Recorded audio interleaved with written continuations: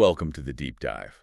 We've got quite a crucial topic lined up for you today. We're pulling all the key info from your source material That's right. We're carrying on with Understanding the Business Activity, Part 1, Unit 1. and drilling down specifically into Chapter 11, International Trade and Exchange Rates. Yeah, this one's really foundational. Getting your head around this stuff is, well, it's vital, especially if you're prepping for IGCSE exams. These ideas pop up constantly. So our mission today, take that source materials for the chapter, almost like having it open right here, and really, dig into it. We want to pull out the main concepts, the useful examples, everything you need for revision. Exactly. We want this to feel more like we're chatting through it, helping you grasp the core ideas rather than just, reading from a page. Okay.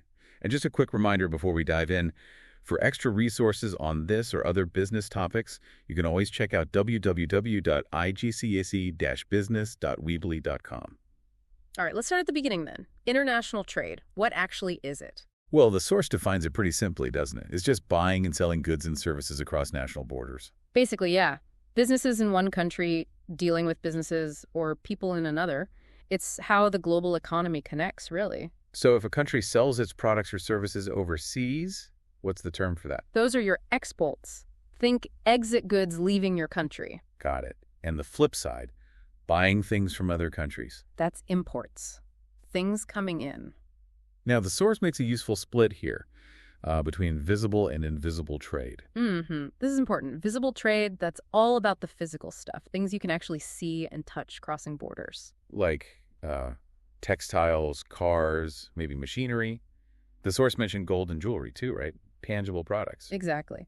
The source uses India as an example. So India might export textiles, physical goods sold abroad, and maybe import gold physical goods bought from abroad. That's all visible trade. Okay, visible is physical goods. So invisible trade must be Services. Things you can't touch, but they still have economic value and are traded internationally. like tourism. The source mentioned that for India.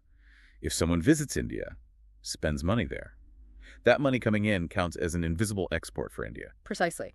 The service the tourism experience is being provided to a foreigner. Or, say, an Indian firm pays a foreign company to ship its goods. That payment out is an invisible import for India. They're buying a transport service. For visible goods, invisible services. Makes sense. Both part of international trade. The source also mentions the balance of trade. Yeah, the balance of trade looks specifically at the difference between the value of visible exports and visible imports. Just the goods. And that India example, July 2016, it showed a negative balance, minus US $760 million. What's that telling us? It tells you that in that specific month, India bought more physical goods from other countries than it sold to them, in value terms. A negative visible balance, sometimes called a trade deficit in goods. Okay, so that's the what. But why do countries trade internationally? The source lists some key benefits. Yeah, several good reasons. First one, countries can get things they just can't produce themselves. Like, maybe they don't have oil, so they import it. Or the climate's wrong for coffee, so they buy beans from elsewhere. Trade fills those needs. Exactly. Second point, even if they could make something, it might be cheaper to buy it from another country. Some places are just more efficient at producing certain things. Better resources, maybe technology, lower labor costs. Makes sense. Buying from the most efficient source helps everyone, really. Which leads to the third benefit, better consumer choice. Absolutely. Imports mean consumers aren't just stuck with domestically made stuff. You get more variety, different styles, maybe new tech, and often better prices because of that international competition. Just think about walking into a shop now compared to years ago. The range of products is huge, mostly thanks to trade. And the last benefit the source mentions is selling surplus stuff. If a country makes more wheat or cars or whatever than its own people need, international trade gives them a market to sell that extra production. Good for businesses, good for the economy. Okay, clear benefits there. But all these transactions, different countries, different currencies, how does that actually work? That's where exchange rates come in, right? Yes, and it's fascinating how this one thing, the exchange rate, kind of glues it all together. The source defines it simply as the value of one currency in terms of another. Like a price tag for money itself. Yeah. How many dollars for a euro or yen for a pound? Spot on. And you need them because, someone visiting the U.S. from India can't use rupees, they need dollars. A U.K. business buying from France needs euros. The exchange rate tells you the swap rate. The source gives some really helpful examples for calculating this. Crucial for IGCSE, these calculations. Let's walk through them. Okay, first up.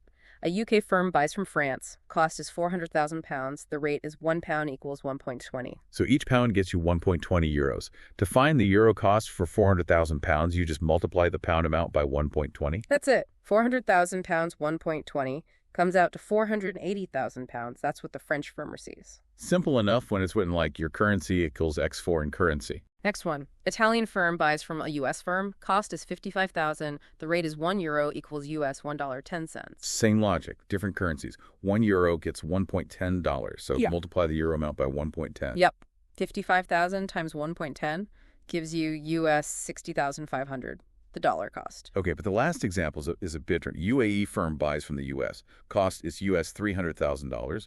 Rate is US $1 AED 0.3. Yeah. See how the rate is quoted. It's not AED 1 equals something. It's US $1 equals 0.3 AED. The UAE firm needs dollars, but the rate tells them the cost of $1 in their own currency, dirhams. Right. So if US $1 costs 0.3 dirhams to get US $300,000, you need to figure out how many times 0.3 goes into 300,000. Essentially, yes. You take the foreign currency amount needed, the US $300,000, and you divide it by the rate given for 1 unit of that foreign currency, which is 0.3 AED per dollar. Okay, US $300,000 divided by 0.3. That's AED 1,000, a million dirhams. So you really have to watch how the rate is presented. Multiply or divide depends on that. Which brings us to the really important bit. What happens when these rates change? Because they do change all the time. Yeah, this is where it gets super relevant for businesses involved in trade.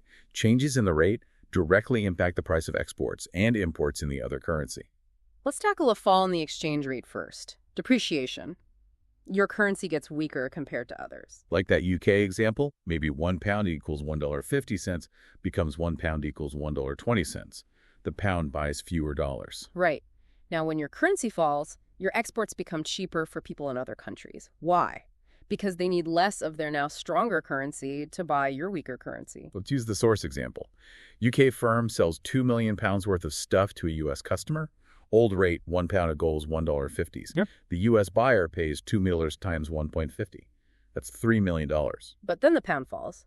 New rate, £1 equals $1.20. Same £2 million worth of goods. Now costs the U.S. buyer $2 million times 1.20, which is only $2.4 million.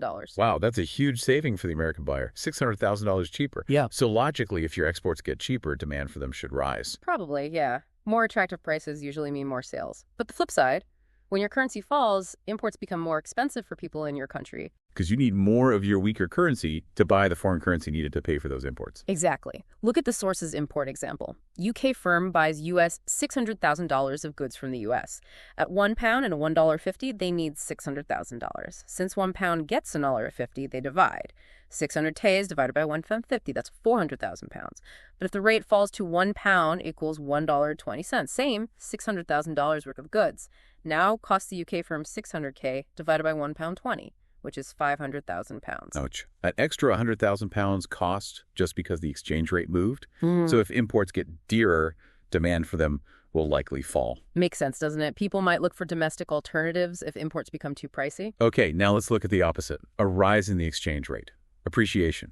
Your currency gets stronger. So maybe £1 $1.50 and goes up to £1 $2. The pound buys way more dollars now. When your currency rises, your exports become more expensive for foreign buyers. They need more of their now weaker currency to buy your stronger currency. Let's go back to that UK exporter selling £2 million. At £1 $1.50, it costs the US buyer $3 million.